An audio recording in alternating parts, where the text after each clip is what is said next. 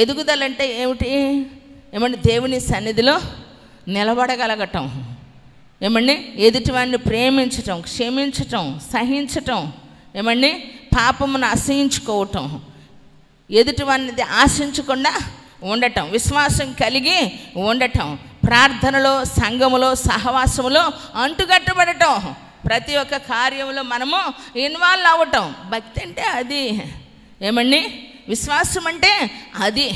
అందుకని ఇతను కలిగిన ప్రత్యక్షతలు అధికముగా ఉన్నవి కనుక హెచ్చిపోకుండా నిమిత్తమంట సాధారణ దూతగా తన శరీరంలో ఒక ముళ్ళుని ఉంచాడంట. ప్రియులారా, ఈరోజు కొన్నిసార్లు నీ భర్త నీకు ముళ్ళుగానే ఉండొచ్చు, నీ పిల్లలు నీకు ముళ్ళుగా ఉండొచ్చు, నీ భార్య నీకు ముళ్ళుగా ఉండొచ్చు, నీకున్నటువంటి పరిస్థితులు నీకు ముళ్ళుగా ఉండొచ్చు. కొన్నిసార్లు నువ్వు చదివే కాలేజీలో నువ్వు ఎంత చదివినా, ఎంత మంచిగా ఉన్నా నిన్ను వ్యతిరేకించే వాళ్ళు, విమర్శించే వాళ్ళు ఉంటారు. నువ్వు ఎంత కష్టపడుతున్నా, ఏమండి, అన్యాయంగా సంపాదించేటువంటి వారు నిన్ను కూడా అన్యాయంగానే బ్రతుకుతున్నావని వ్యవహరించవచ్చు. అయినా నువ్వు అర్థం చేసుకోవాల్సింది ఏంటంటే, వీరిని దేవుడు నా కొరకు ఏం చేశాడు? నేను హెచ్చించుకోకుండా ఉండునట్లుగా దేవుడు నాకు ముళ్ళుని ఉంచాడు. పౌలు గారు ప్రసంగం చేస్తుంటే రాత్రింబగళ్ళు తినేవాళ్ళట. ఏమండి, అంత అభిషేకం మనకి లేదు.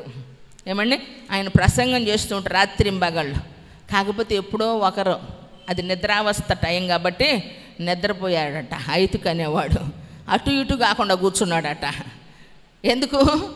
ఇటు పౌలు గారు ప్రసంగం వినాలంట, పోయే వచ్చే వాళ్ళని చూడాలట. ఎవరిని చూడాలా? కిటికీలో కూర్చుంటే రెండు కనపడతాయి కదా, ఇటు కనపడిద్ది, అటు కనపడిద్ది, అటు చూడొచ్చు, ఇటు చూడొచ్చు అని.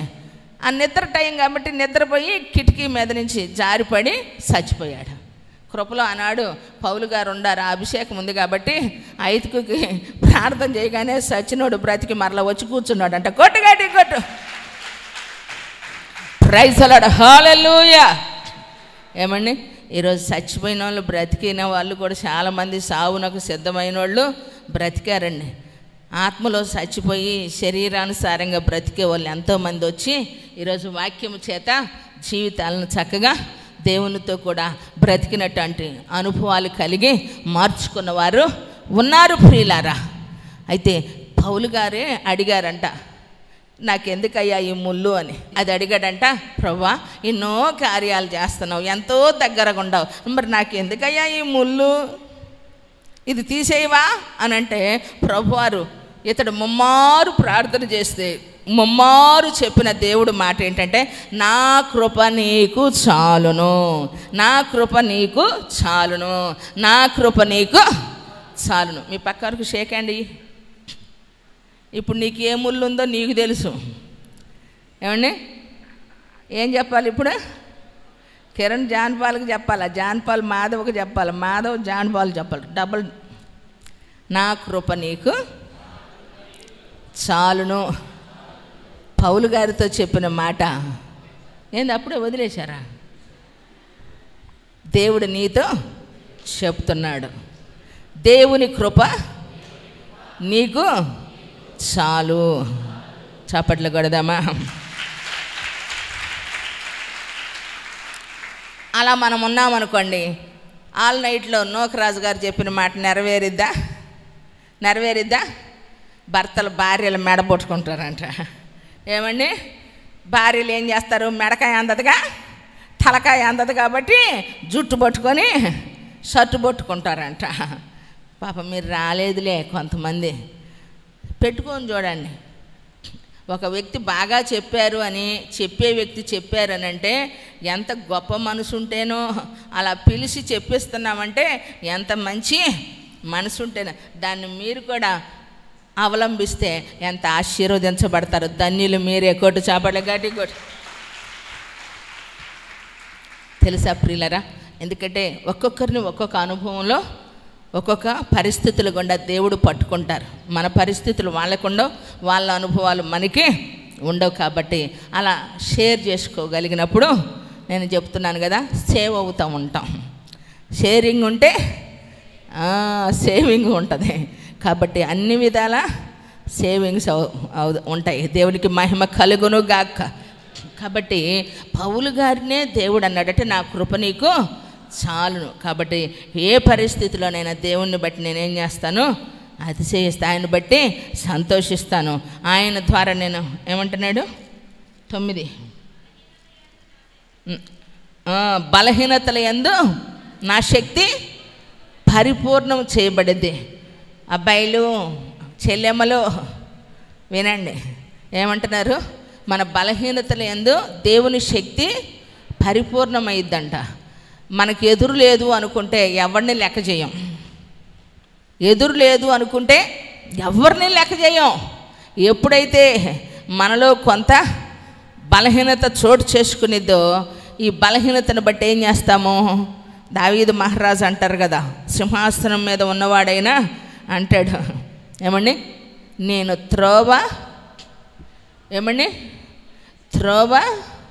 శ్రమ కలుగక మునుపు నేను త్రోవ విడిచి తిని ఇప్పుడు శ్రమ కలిగి ఉండుట నాకు మేలాయను, నీ ఆజ్ఞలను అనుసరించుటకు. కొట్టు చప్పట్లే గట్టిగా. జీవితంలో వెనుతిరిగి చూసుకునేదానికి ఒక అవకాశం అండి. లోపం మనం జయించలేనటువంటిది, మన కళ్ళ ఎదుట సహించలేనటువంటిది మన జీవితంలో చోటు చేసుకున్నప్పుడు దేవుని సన్నిధిలో మనము ఆయన ఆశ్రయించినప్పుడు ప్రియులారా, అది దేవుడు నిర్ణయించాడు. నీకు ఎలాంటి భర్తనిచ్చినా, ఎలాంటి పిల్లల్నిచ్చినా, ఎలాంటి భార్యనిచ్చినా, ఎలాంటి ఇబ్బందులు నీకు ఎదురైనా ఇది నాకు దేవుడిచ్చిన కృప. దేవుడిచ్చిన భార్య, దేవుడిచ్చిన భర్త, దేవుడిచ్చిన పిల్లలు. ఎటు ఇడిగా అనలేరు. కొంతమంది అంటారు, నేను చెప్పేటప్పుడన్నా అనండి అవును అవును అని. ఏమండి, ఎందుకంటే వాస్తవమే. అనుకున్నట్టుగా జరిగేది కొంతమందికేనండి, అనుకోకుండా జరిగినవే అందరిలో ఉంటాయి సహజంగా. కానీ అంతా బాగుంటే దేవుడు మాట వింటామా? అంతా బాగున్నప్పుడు ఏం చేశారు? ఏమండి, రండి ఆకాశమునకు అంటున్నంతగా మనం ఒక గోపురాన్ని కట్టుకుందామని. భాష ఒక్కటే, జనము ఒక్కటే. ఏమండి, అందరూ ఒకే తాత్పర్యంతో ఆకాశానికి అంటే గోపురాన్ని కట్టేదానికట దేవుని కుమారులట మనుషులు కట్టేటువంటి గోపురాన్ని చూడటానికి వచ్చి దేవుడు అన్నాడట, వీళ్ళు కనుక ఇది కడితే దేవుణ్ణి ఏమండి నా మాట వినరు అని చెప్పి అప్పుడు ఏం చేశాడంటండి, తారుమారు చేశాడంట. ఏ గోపురాన్ని? బాబేలు గోపురాన్ని తారుమారు చేశాడంట. అది కనుక సక్సెస్ అయి ఉంటే దేవుని మాట వినేవాళ్ళు కాదు. కాబట్టి అప్పుడు భాషలు మారిపోయినాయి. ఏమండి, భాషలు మారిపోయినాయి. ఇంకా ఇటుకిస్తుంటే ఇంగ్లీష్ వినపడుతుంది, వాళ్ళకి హిందీ వినపడుతుంది, వాళ్ళకి ఏమండి తమిళం. అరే బాబని అప్పుడు ఏ భాష వచ్చిన వాళ్ళు ఆ భాష గ్రూపులు అయ్యంట. ఏ పని చేసుకునే వాళ్ళు ఆ పనులు డివైడ్ అయ్యి, కంసాలు పనిచేసేవాళ్ళు కంసాలు, శాఖలు పనిచేసేవాళ్ళు శాఖలు, కొమ్మరు పనిచేసేవాళ్ళు కొమ్మరు, ఏమండి మట్టి పని చేసేవాళ్ళు మట్టి, ఏమండి వ్యవసాయం చేసేవాళ్ళు రైతు.